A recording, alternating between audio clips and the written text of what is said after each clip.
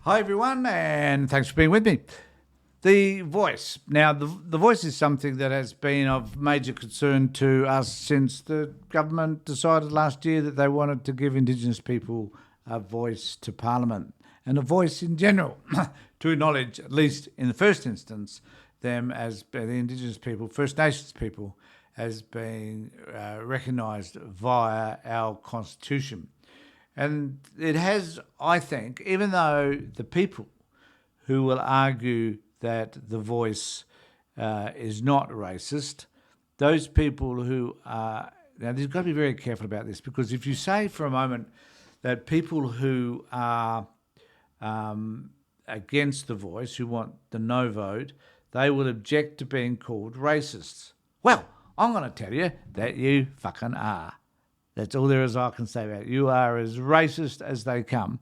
And now I won't necessarily... I'll make a disclaimer about that, because if you're Indigenous, does that mean that you're racist? No, it just means you're blinking insensitive to your own people's needs.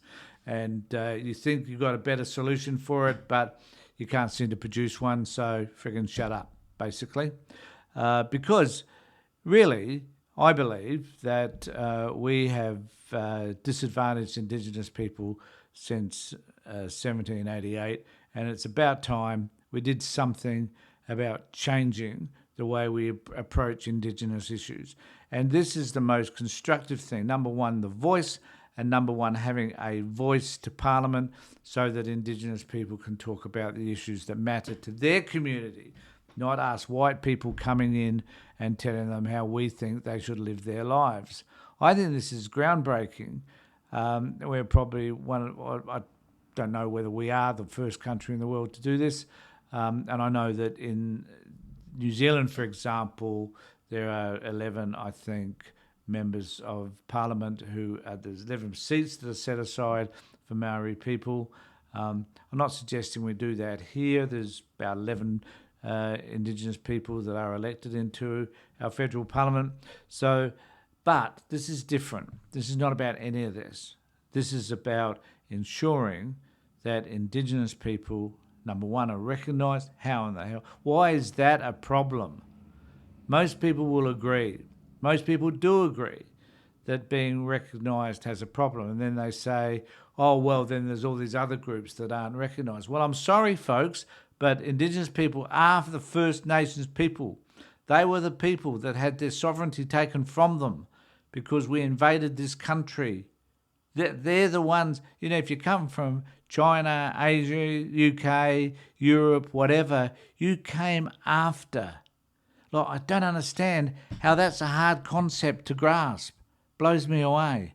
Just recognise that this is Indigenous land that we live on. We are here because our forefathers invaded it or immigrated to it. That is it. It is as simple for me as that. That is the history, and we need to accept that and live with that. Since the time of the invasion, we've been disadvantaging Indigenous people. The initial attitude towards invading this country was that there wasn't human life here anyway. So how degrading can you get, assuming that Indigenous people kind of didn't exist? Now, this is our opportunity as a country to undo this crap, and we need to find a way to do it. And there are certain people on all sides of politics who have got certain issues with this. And, one of them is Senator Price, who is an Indigenous woman who wants a whole host of other stuff. And I think part of what she wants is her own personal, individual, selfish, undignified recognition about who she is as an Indigenous person and who she is as a politician and, just who she is, I guess. So, and she does not represent the majority of Indigenous people. So just because an Indigenous person will stand up like Mundine and object to the voice doesn't still mean that it's a bad idea. In fact, what it does do is tells us a little bit about who those people are and what it is that they are working towards, which is not necessarily in the best interest of Indigenous people. The Liberal Party, though, have got another conflict, because their conflict is with themselves, because they don't understand necessarily what this will mean if they lose.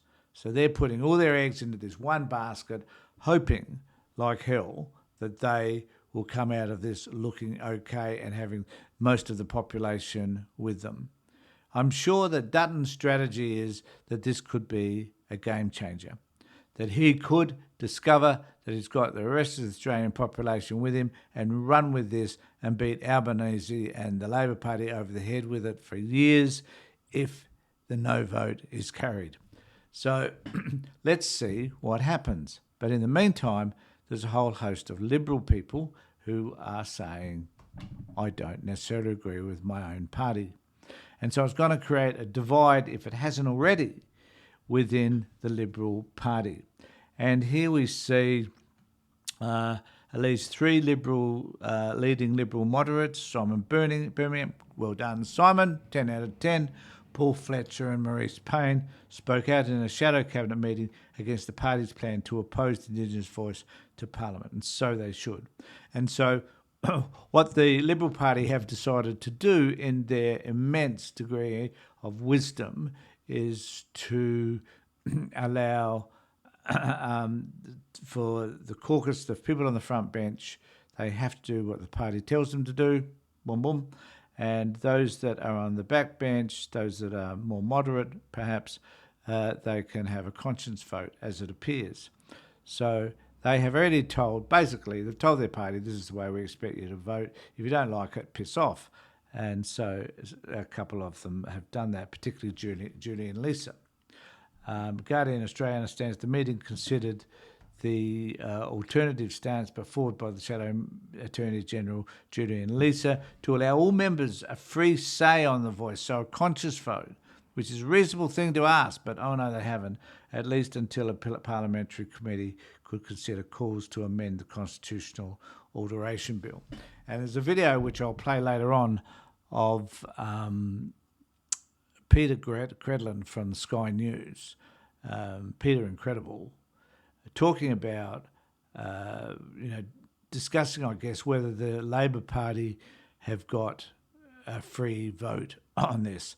Well, if you've got 100% of your party agreeing with a certain issue, then that is a free vote. So her assumption is, without any evidence whatsoever, and I'll discuss this in another video, but her assumption is that there'll be people within the Labor Party who don't agree, as there are people in the Liberal Party. The Labor Party and the Liberal Party are two different beasts when it comes to this particular issue. And people like Credlin need to wake up to themselves and discover that they're on a losing side. So I'll talk about that in a later video. But I'll be interested to know what you think and whether you agree with my assessment that the voice is something that needs to take place and that you need to vote yes to the voice so that we have constitutional recognition of Indigenous people. And I'd like you to subscribe to my channel, ring the bell for further notifications. And if you'd like to email me, you can email me at this particular address. So I just want to say thanks everybody for being with me. Take care, look after yourselves, and more importantly, be safe.